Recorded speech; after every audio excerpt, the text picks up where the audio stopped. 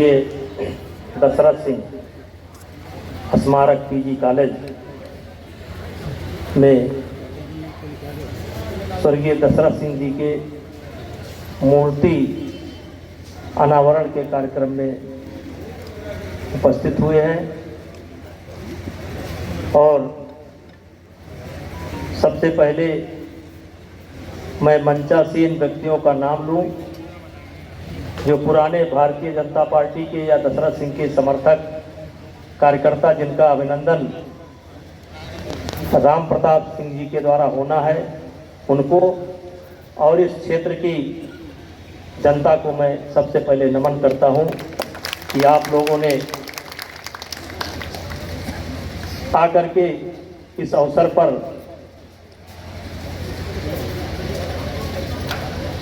बहुत सी बातें हैं जिनको हम भी मन ही मन याद कर रहे हैं और आप भी मन ही मन याद कर रहे हैं।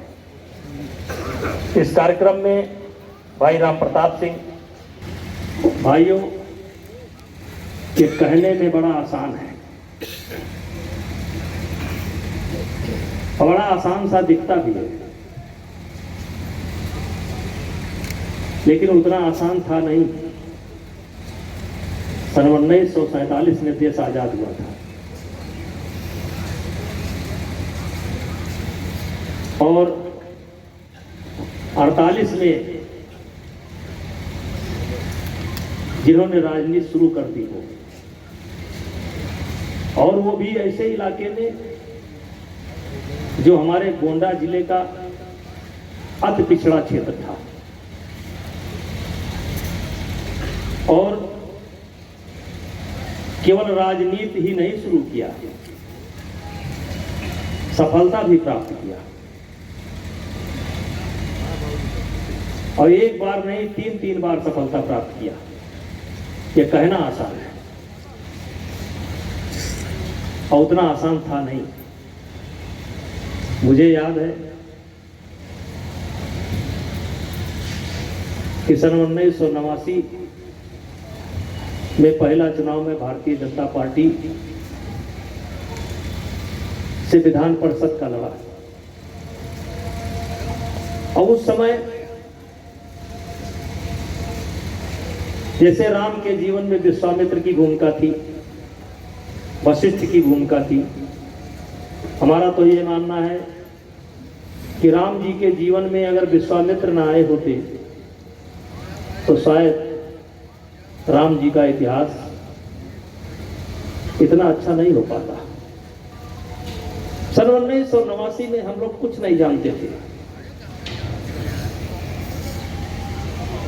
और ये जिला या जिले की राजनीति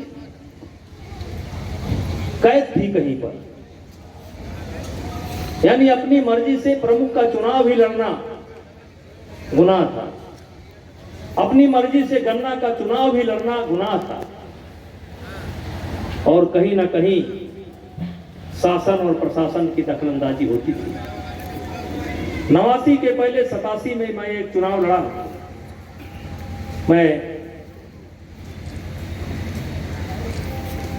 साकेत महाविद्यालय का महामंत्री था। इमरजेंसी में मुझको भी जेल जाने का मौका मिला था। हम गोंडा जिले की राजनीति को बहुत समझते नहीं थे, लेकिन जो ही हमने पर्चा भरा गन्ना डायरेक्टरी का, तो ही कप्तान का बुलावा आ गया। सूबेदार सिंह एक इंस्पेक्टर थे, आ गए। उन्होंने कहा कप्तान साहब आपसे मिलना चाहते हैं। हम जानते थे कि कप्तान साहब हमारा क्या स्वागत करेंगे, इसलिए हनुमान सिंह सुधाकर जो एक स्वतंत्र भारत के पत्रकार हैं, आज भी वो हैं हमारे बीच में, और एसपी साहब की जो कोठी को रास्ता जाता है उसी पर दाहिने तरफ उनका एक छोटा सा खूबसूरत मकान है। आज भी लोग जाकर के उस बात को तस्दीक कर सकते हैं। और आज गोंडा जिले में उस समय एक पत्रकार हुआ करते थे, प्रेमी जी, मैंने प्रेमी जी और हरमान सिंह सुधाकर जी को तब ये फोन बुक कराना पड़ता था।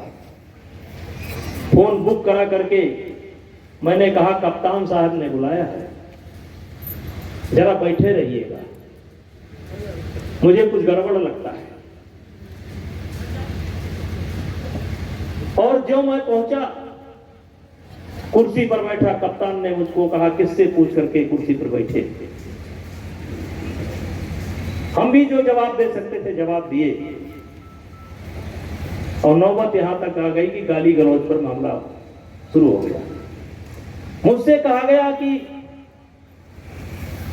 बिना राजा के मर्जी के तुम चुनाव लड़ोगे, और अंत में कहा गया कि जा करके पर्चा उठा लो, और नहीं तो तुम्हारा चौराहे पर काउंटर करूंगा।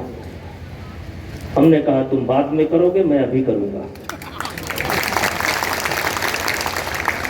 तब मैं जान पाया गोंडा नदी के जिले की राजनीति क्या है। आप सोचिए कि जब हमारे जैसे व्यक्ति के साथ ये बर्ताव हुआ, ये बर्ताव होता था, तो आप सोचिए कि वैसी परिस्थिति में दशरथ सिंह कैसे राजनीति कर रहे होंगे, ऐसी परिस्थिति में श्री राम सिंह कैसे राजनीति कर रहे होंगे। और केवल राजनीति कर नहीं रहे होंगे, सफल भी होंगे। और भाइयों, उसका सीधा सा मैं जानता हूं, इन्होंने खुद बताया 4 गांव का 5 घर का पुरवा था। राम प्रताप सिंह किसी रानी के पेट से नहीं पैदा हुए, और हम भी किसी राजा रानी के पेट से नहीं पैदा हुए। इस बात का गर्व है कि हम लोग सामान्य परिवार में पैदा हुए, किसान परिवार में पैदा हुए, इस बात का गर्व है। और मेरे भाइयों, आप कल्पना करिए कि कैसे राजनीति होगी, कितना दबाव रहा होगा, उस समय के सम्मानित व्यक्तियों पर कितना दबाव रहा होगा, उस समय के प्रधानों पर कितना दबाव रहा होगा। लेकिन धन्य है इस क्षेत्र की जनता जो दशरथ सिंह जी के साथ खड़ी रही, और आज तक खड़ी है। ऐसा नहीं है कि आज खड़ी नहीं है, आज तक खड़ी है। अभी मैं देख रहा था, एक समाचार पत्र में लिखा है कि बृजभूषण के शरण में राजनीति की तलाश कर रहे हैं राम प्रताप, लिखा है। मुझे तरस आता है ऐसी सोच रखने वालों के ऊपर, मुझे तरस आता है जो लोग ऐसी सोच रखते हैं।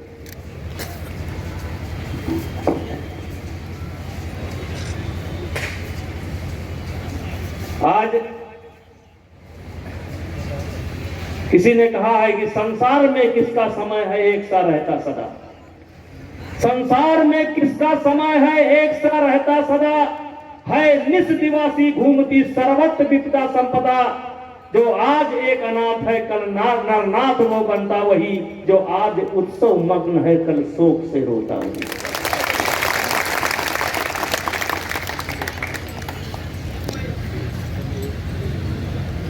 राम प्रताप सिंह की राजनीति समाप्त नहीं हुई है, और बृजभूषण राम प्रताप के जूनियर हैं। इनके पिताजी ने हमें एमएलसी का चुनाव लड़ाया था, बाबू श्री राम सिंह ने हमें एमएलसी का चुनाव लड़ाया था। हाँ, मैंने उनके सपनों को पूरा किया। मुझे कोई श्रेय दे या ना दे, लेकिन मैं मानता हूं कि गोंडा जो राजनीतिक रूप से स्वतंत्र हुआ है, उसको सन 1991 में हम लोगों ने मिलकर के स्वतंत्र कराया। कोई श्रेय दे या न दे, हम श्रेय के भूखे नहीं हैं, हमें श्रेय की जरूरत नहीं है। और राम प्रताप सिंह से मैंने स्वयं कहा था, हमको जब निमंत्रण लेकर के गए थे, हमने कहा था कि भाई आप इस समय कांग्रेस में हैं, लेकिन पिताजी के जो मित्र हैं, जो भी आज जीवित हैं, या उनके साथ रहने वाले जो परिवार हैं, उनको आप जरूर आमंत्रित करिएगा। और मैं धन्यवाद देना चाहता हूं कि आज भाई राम प्रताप सिंह ने उन्हें आमंत्रित किया है। और मेरा तो स्वभाव है, राम प्रताप सिंह का तो मेरे ऊपर बहुत एहसान है। मुझे याद है जिस समय ब्लॉक में हम लोग मीटिंग कर रहे थे, ऐसी परिस्थिति शासन सत्ता के द्वारा उत्पन्न की गई थी कि हम लोग मीटिंग से उठ करके आए थे। सतदेव सिंह जी भी हमारे साथ थे, जो आज नहीं है, और हम लोग इनके घर पर बैठ करके मीटिंग किए थे। उस समय हम बिल्कुल एक नौजवान थे, राजनीति का ABCD नहीं आता था। उस समय इन लोगों ने मुझे सहारा दिया था, और मैं सहारा ऐसा सहारा दिया था कि मात्र 14 वोट से चुनाव हारा था। और 14 वोट से चुनाव मैं इसलिए हारा था कि मुझे 6 महीने बाद MP बनना था, नहीं तो वो भी चुनाव हारने का कोई तुक नहीं था। वो भी चुनाव हारने का कोई तुक नहीं था।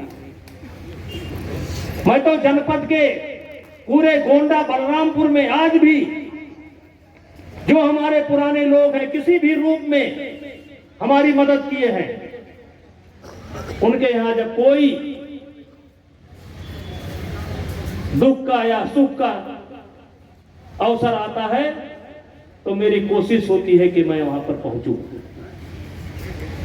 और रहा सवाल विधायक जी का, राम प्रताप सिंह जी का, दशरथ सिंह जी का, तो वो तो एक तरीके से हम लोगों के गुरु थे। उनको देख करके हम लोगों ने राजनीति करना सीखा था। और इसलिए मैं उन लोगों से कहना चाहता हूं,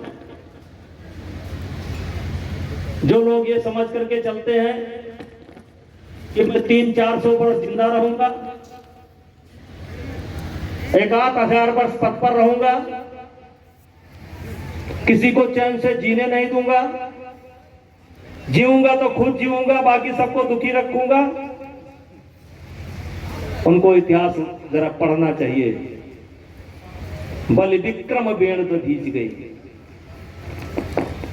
ये हिंदुस्तान, ये दुनिया नहीं है। बलि विक्रम बेण दधीच गए और पारथ गए जिन भारत ठाना। पारथ माने अर्जुन। बलि विक्रम बेण दधीच गए और पारथ गए जिन भारत ठाना। और बाज गए बल रूप गए जकरे कखरी दस कंद समाना। और धरा कमाने है जो भरा सो झरा, जो भरा सो बुताना। और भाई राम प्रताप सिंह, आधी रात को बुलाइएगा, आधी रात को हम आपके साथ हैं। हम आपके साथ हैं, हम आपके परिवार के साथ हैं। और हर कार्यकर्ता जो जीवन में मेरी किसी भी रूप में मदद कर चुका आ सका है, किया है, आज चाहे जिस पार्टी में हो, हम उसके साथ हैं। आप लोगों ने मेरा एक बयान सुना होगा। मेरा एक बयान था, किसी पत्रकार ने पूछा था मुसलमानों को लेकर के। मैंने कहा कि मैं मुसलमानों के यहां चोरी से नहीं जाता, डंके के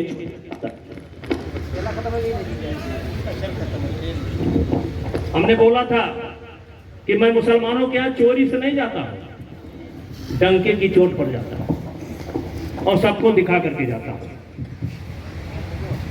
क्योंकि किसी न किसी रूप में अगर किसी ने हमारी मदद की है, चाहे वो जिस जात का हो।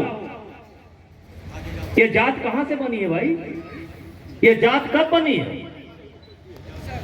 जन्म से न कोई ब्राह्मण है, न क्षत्रिय है, न वैश्य है, न शूद्र है। जन्म से सब एक हैं। कर्मों के आधार पर अब आगे चल करके एक व्यवस्था के नाम पर जातियों का निर्माण हुआ। और गोंडा जिले का जाति मुसलमान, ये 75% तो हमारे पटीदार हैं। अभी कल गए थे, कल छोड़ो शाहीनबाग में गए थे, शाहीनबाग प्रचार करने के लिए। हमने कुछ बात बोली, तो ऐसे एक मौलाना साहब आए, कहे नेताजी, कहा हाँ, कहे ना मो ठाकुर हम।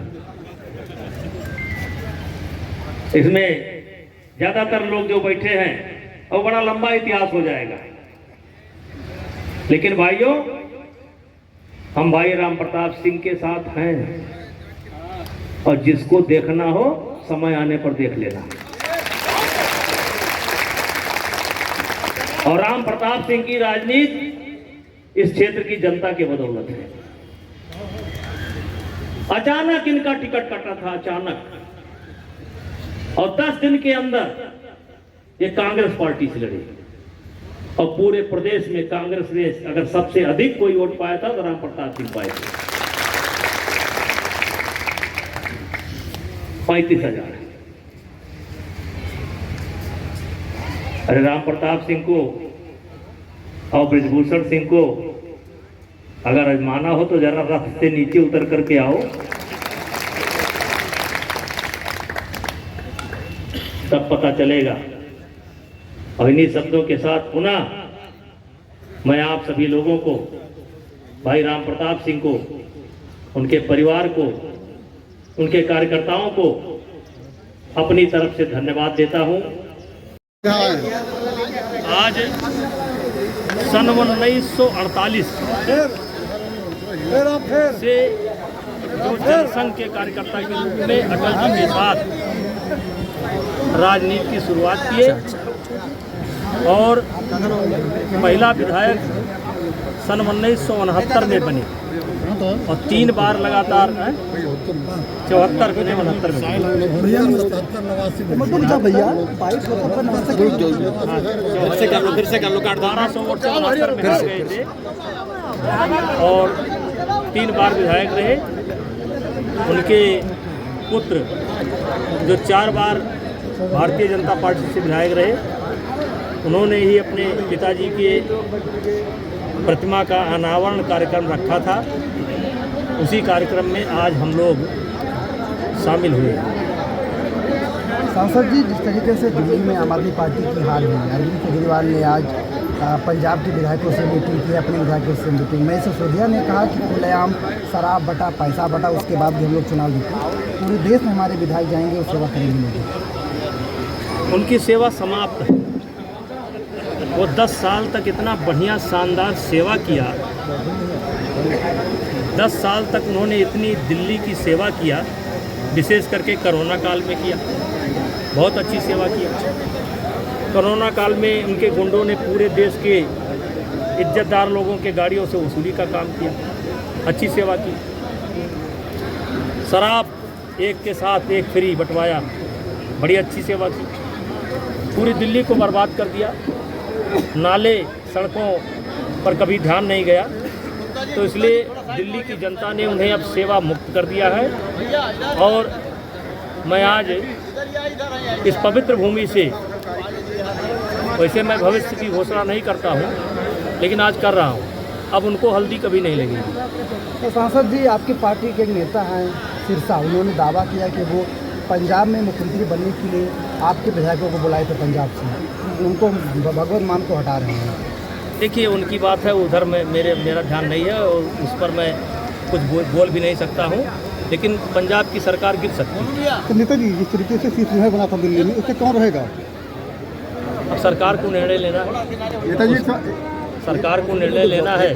अब जैसे आगरा का ताजमहल था, वैसे शीश महल खोल देना चाहिए जनता के लिए, और जनता के लिए रहना चाहिए, जिससे केजरीवाल के उन वादों की याद दिलाता रहे, न गाड़ी लूँगा, न बंगला लूँगा, न सिक्योरिटी लूँगा। तो सांसद जी, परवेश वर्मा ने कहा एक इंटरव्यू में, मुझे लगता है कि उस शीश महल में जो मुख्यमंत्री बनेगा उसे नहीं रहना चाहिए, आप उनके पास? नहीं, मेरा तो आग्रह है और मेरा सुझाव है, सच है या गलत, कि जैसे ताजमहल को आज तक जनता दर्शन के लिए खोल करके रखा गया है, वैसे शीश महल को भी रखा जाना चाहिए, जो उन वादों की याद दिलाएगा कि ना गाड़ी लूँगा, ना बंगला लूँगा, ना सुरक्षा लूँगा। तो सांसद जिस तरह राहुल गांधी लगातार हिंदू के खिलाफ बयान दे रहे हैं, स्वामी अभिक्तरानंद ने एक ऐलान किया है कि उनको हिंदू समाज से उनका बहिष्कार किया जाए। आज एक प्रयागराज में कुंभ में धर्म संसद भी हुई है। अब देखिए राजनीतिक बातें हैं, अब संत लोग भी अपना ऐलान करते रहते हैं और कई संत तो बड़ा बेतुका ऐलान करते हैं, तो उस पर मैं नहीं बोलना चाहूँगा, उनकी राजनीति से हो जाता है। सांसद जी सवाल है, आपने कुछ पहले बयान दिया था कि मेरे विरोधी चाहे उद्धा हो चाहे केजरीवाल, इनका सत्यानाश हो गया। हाँ, तो आपने कहा था कि मेरा जो जन दुश्मन है उल्टा होगा, तो कौन है वो जन दुश्मन आपके? देखिए जिन जिन लोगों ने विशेष करके ये जो पहलवानों का प्रकरण हुआ है, झूठा प्रकरण, जिन्होंने साजिश रची है, जिन्होंने साथ दिया है, सबका विनाश होना है और जो बचे हैं उनका भी शीघ्र ही होगा। अखिलेश कौन बचे हैं? नहीं, ये पता लगा हुआ। अखिलेश यादव बार बार सवाल उठा रहे हैं महाकुंभ की व्यवस्थाओं को लेकर कि सरकार मृतकों का आंकड़ा छिपा रही है। सांसद जिस तरीके से कुंभ हो रहा है, देखा जा रहा है कई किलोमीटर लंबी लंबी लाइनें लगी हैं। जेपी नड्डा ने भी कहा है कि भारतीय जनता पार्टी के जो नेता है, कार्यकर्ता है, लोगों की सेवा करें। क्या कमी आपको लगती है? कितनी लाइनें 20-20 घंटे से लोग फंसे हुए हैं जाम में, क्या सुझाव क्योंकि देंगे? मैं तो कभी कुंभ में गया नहीं, क्योंकि मैं भीड़ अवॉइड करता हूँ। गंगा स्नान किया हूँ लेकिन भीड़ के समय नहीं करता हूँ। लेकिन इस समय जिस भी कारण से हालात पैदा हुए तो एक विषम परिस्थिति है। ऐसे में जो कार्यकर्ता या जो जनता आना चाहती है, इनसे आग्रह है कि थोड़ा दिन रुके रहें, कुछ दिन के बाद नहा लेंगे, क्या दिक्कत है? नेताजी एक सवाल हमारा है कि आप वैसे तो निजी कार्यक्रम में आए हैं, लेकिन जो है आप इतने बड़े राजनीति के धुरंधर हैं कि आपसे राजनीति की बात ना की जाए तो हमारा क्षेत्र जो है इससे नाइंसाफ़ी समझेगा। आप देख रहे हैं दिल्ली में चुनाव हुआ, उत्तर प्रदेश में जो है उपचुनाव हुआ, भाजपा जो है काफ़ी बहुमत से आ रही, काफ़ी ज़्यादा वोट परसेंटेज बढ़ रहा है उसका। क्या समझा जाए कि मोदी को कोई अगले 20-30 सालों तक क्या कोई हरा सकता है, ऐसा कुछ है? आपका सवाल ही थोड़ा उटपटांग है। अच्छा 20-30 अच्छा, जिस तरीके से दिल्ली का सीएम कौन होगा? मिल्कीपुर में चुनाव हुआ, आपने कहा कि उनको अयोध्या नरेश कहना देखिए गलत होगा। थोड़ा सा जनता को बुरा लगा और मैंने भी पहले कहा कि भारतीय जनता पार्टी ने वहाँ बहुत अच्छी रणनीति बनाई, फांसी की जगह पर फांसी दे दी और कम से कम 200 सड़क, हजारों करोड़ से ऊपर का बजट। और दूसरा, कहीं ना कहीं चुनाव के बाद जिस तरीके से उनको स्थापित किया गया या जिस तरीके से अयोध्या नरेश की पदवी दी गई, तो आम जनमानस को थोड़ा अच्छा नहीं लगा। और वैसे ये चुनाव है, चलता रहता है। अच्छा, आपने कई बार मणिपुर हिंसा को लेकर कहा कि शांति बनाए रखें। कल क्या वजह रही कि विधानसभा शुरू से पहले मुख्यमंत्री ने इस्तीफा दे दिया? कांग्रेस के लोग कह रहे हैं कि वो आज वैसे ही उनकी सरकार आदेश प्रस्ताव आने वाला था, क्या वजह थी कि इस्तीफा? अब देखिए, यहाँ तक मेरी राजनीति नहीं है, लेकिन ऐसा है कि कहीं ना कहीं माननीय मुख्यमंत्री जी के खिलाफ एक आक्रोश था वहाँ पर और ये इतना लंबा चल रहा था, संभल नहीं रहा था। अब ये पार्टी का निर्णय है, पार्टी इस्तीफा देती है। नेताजी एक सवाल और है, जैसे देख रहे हैं उत्तर प्रदेश में जो पार्टी है भाजपा और थोड़ा बहुत सपा बची है, बाकी सारी पार्टियां विलुप्त हो रही हैं। कहाँ सपा थोड़ा बची है? नहीं, सपा लड़ रही है, भाजपा लड़ रही है, लेकिन और पार्टियां विलुप्त हैं। लड़ रही है, लेकिन लोकसभा में कितनी सीट है? हाँ वो तो है सर। कितनी है सभा के पास? सभा के पास सबसे ज़्यादा है। तो थोड़ा क्यों कहते हैं? नहीं, अब जैसे दिल्ली का सीएम कौन होगा? दिल्ली का सीएम कौन होगा? दिल्ली का सीएम कौन होगा? अरे यार, जिसको पार्टी चाहेगी, मोदी जी चाहेंगे, अमित शाह जी चाहेंगे। अरे सर, पार्टी के आप कार्यकर्ता हैं। अरे नहीं भैया, करता हम लोग इस स्थिति में नहीं। अच्छा, आज इस मंच पे आप इकट्ठे हुए हैं, आप इस मंच पे इकट्ठा हुए हैं, यहाँ पे कई लोग धुरंधर हैं, कई पार्टियों के, क्या माना जाए? अभी आपने कहा कि राजनीति में कितनी फिट नहीं होता है, क्या माना जाए? क्या अभी आपने कहा कि राजनीति में कोई फिट नहीं होता है, और यहाँ देखिए, पे कई लोग राजनीति में जो लोग जिनको अहंकार हो गया है, उनको अहंकार नहीं करना चाहिए, क्योंकि राजनीति एक ऐसी चीज़ है, कब फिसल जाए पता नहीं चलता। यहाँ क्या माना जाए? ये संगम था कई पार्टियों यहाँ के क्या लोगों माना के जाए? मंच पे। मौके पे क्या क्या माना जाए? क्या यहाँ पे क्या माना जाए? सर, यहाँ मंच बदलाव पे होगा? संगम सिंह विधायक जी बैठे हैं, राम प्रताप सिंह जी हम लोग खड़े व्यक्तिगत हैं, कार्यक्रम में आए हैं भैया। और रिश्तेदार हैं। और हम तो भैया, इनके पिताजी हमको उंगली पकड़ करके चलना सिखाए हैं, तो इनके तो कार्यक्रम में मैं आऊँगा। ये बुलाएंगे तब भी आऊँगा, नहीं बुलाएंगे तब भी आऊँगा। अखिलेश यादव ने आज पुतला फुकवाया है चुनाव आयोग का, क्या वजह? एक सीट हार गए तो इतनी बड़ी वो नाराजगी। चलिए, अब उस पर सब पर हमको चलो ठीक है।